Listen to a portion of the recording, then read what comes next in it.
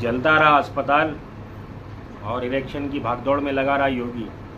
अफसोस की बात है कि हमारे देश का प्रधानमंत्री भी निठल्ला है और हमारे देश का एक राज्य का मुख्यमंत्री उससे बड़ा निठल्ला है। अस्सलाम वालेकुम, आप देख रहे हैं सच्ची खबरें। मैं उस्मान, आपका इस्तकबाल है। नया चैनल है मेरा। अगर कोई खबर देने में यहाँ वहाँ कुछ गड़बड़ी हुई तो नया समझ कर माफ़ कर देना। यूपी में रानी झांसी का अस्पताल जलता रहा, 10 मासूमों की मौत हो गई। नए पैदा हुए थे बेचारे और वो मारे गए। और वहाँ पर ऑक्सीजन सिलेंडर जो है ना 4 साल पुराना था, एक्सपायर नहीं हुआ था।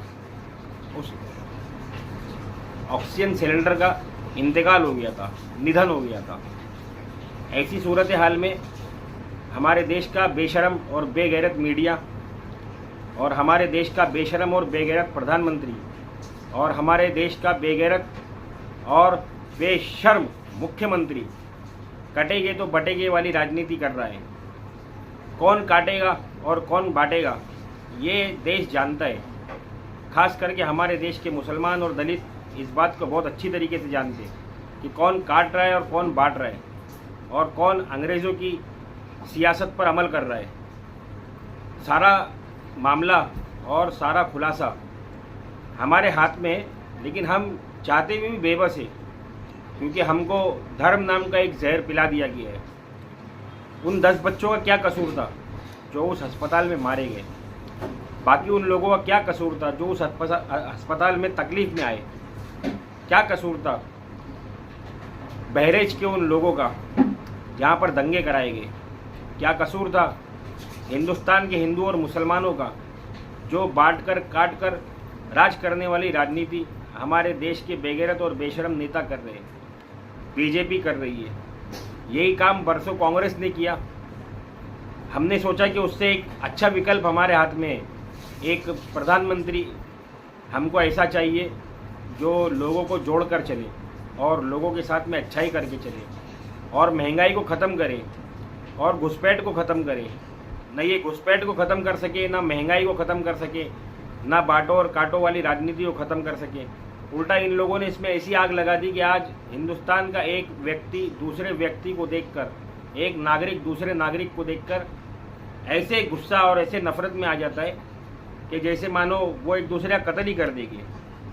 और लोगों को ये बात हमारा मेन स्ट्रीम मीडिया पता नहीं चलने देता कि देश में क्या हो रहा है। देश जल रहा था, वो अस्पताल नहीं जल रहा था, वो देश जल रहा था।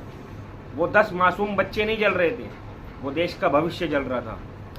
उस वक्त यासीन तो उन बच्चों की और दूसरे बच्चों की जान बचाने के लिए उस आग में कूद गया, लेकिन उस आग में घी डालने का काम हमारे देश के पोंगे पंडित हमारे अजय बिष्ट उर्फ योगी आदित्यनाथ ने करने का किया। और अब तक के हमारे बेशर्म प्रधानमंत्री का उस पर कोई ऐसा खासा ट्वीट भी नहीं आया और हमारे मुख्यमंत्री का भी ऐसा कोई ट्वीट नहीं आया। याद है आप लोगों को जब हमारे देश के प्रधानमंत्री यूक्रेन जाकर जेलेंस्की से मिले थे तो वहाँ पर वो मक्कारी और अय्यारी का प्रदर्शन करने लगे और जेलेंस्की के कंधे पर हाथ डालकर रोने लगे। और जेलेंस्की भी बड़ी घिन से देख रहा था, जैसे गांव में बंदर आ गया है और वो बंदर गांव के अंदर उत्पात मचा रहा है और लोग उसको देख रहे हैं। उसी तरीके से जेलेंस्की जो है ना वो नरेंद्र दामोदर दास मोदी को देख रहा था। नरेंद्र दामोदर दास मोदी कौन है? हमारे देश का पीएम या अडानी अंबानी का दलाल? योगी आदित्यनाथ कौन है? एक राज्य का मुख्यमंत्री या किसी एक धर्म विशेष का दलाल? कौन है ये लोग? एक हंसी वाली बात है, बहुत ऐड चलता है यूट्यूब के ऊपर, कौन है ये लोग, कहाँ से आते हैं ये लोग? लेकिन मैं भी ये सवाल करता हूँ, कौन है ये लोग, कहाँ से आते हैं ये लोग और क्या चाहते हैं ये लोग? हमारे देश के साथ में ये लोग क्या करना चाहते हैं? क्या ये इजरायली नीति का इस्तेमाल करके, उपयोग करके हमारे देश को बर्बाद करना चाहते हैं? क्या ये उन्हीं पंडितों की पुरानी नीति जो पुष्पमित्र शुंग ने करके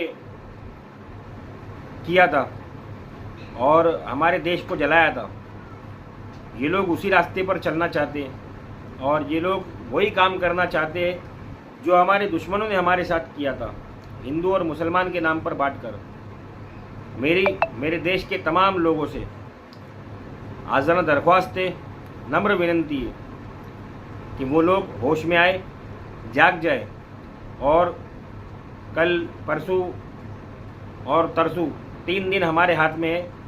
इन 3 दिनों में खूब सोच विचार कर महाराष्ट्र की और झारखंड की भूमि के लोगों से मैं ये कहना चाहूँगा कि सरकार बनाते वक्त, सरकार का चयन करते वक्त वो इस बात को सोच ले, अच्छी तरह से सोच ले कि इन पंडितों के हाथ में हमको देश देकर देश को बर्बाद करना है या किसी सच्चे पक्के हिंदुस्तानी के हाथ में हमारे देश को देकर देश को बर्बादी से बचाना है।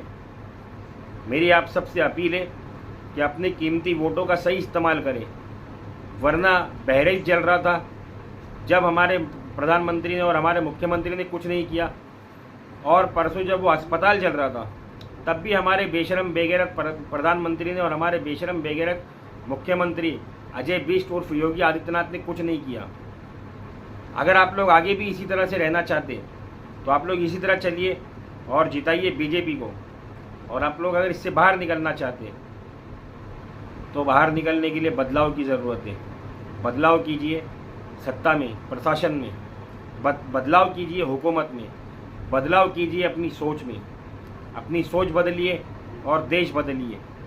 देश के गद्दारों से और देश के दुश्मनों से अपने देश की हिफाजत कीजिए। मैंने जो मेरा थंबनेल लगाया हूँ उसमें मैंने एक बहुत बड़े पत्रकार है, मैं उनका बहुत रिस्पेक्ट करता हूँ, अशोक कुमार पांडे, उनका मैंने एक फ़ोटो डाला हूँ। वो इसलिए नहीं डाला कि आप लोग उनको देखकर मेरे वीडियोस को ज़्यादा से ज़्यादा देखिए, बल्कि इसलिए डाला हूँ कि वो पत्रकारिता में मेरे हीरो है। रवीश कुमार मेरे हीरो है, अभिसार शर्मा मेरे हीरो है। इन लोगों की बातों को सुनिए और ये लोग क्या बोलते हैं इनकी बातों को एकत्रित कीजिए और गोदी मीडिया की बातों को एकत्रित कीजिए और ख़ुद फैसला कीजिए और देखिए कि हमारे देश को बचाने के लिए हमको क्या करना है। जिस गर्त में हमारा देश चला गया इससे बाहर निकालने के लिए हमको क्या करना है। मेरे चैनल को लाइक करें, शेयर करें, सब्सक्राइब करें, बेल आइकन के बटन को ज़रूर दबाएं। अस्सलाम वालेकुम वरहमतुल्लाहि वबरकातुहू।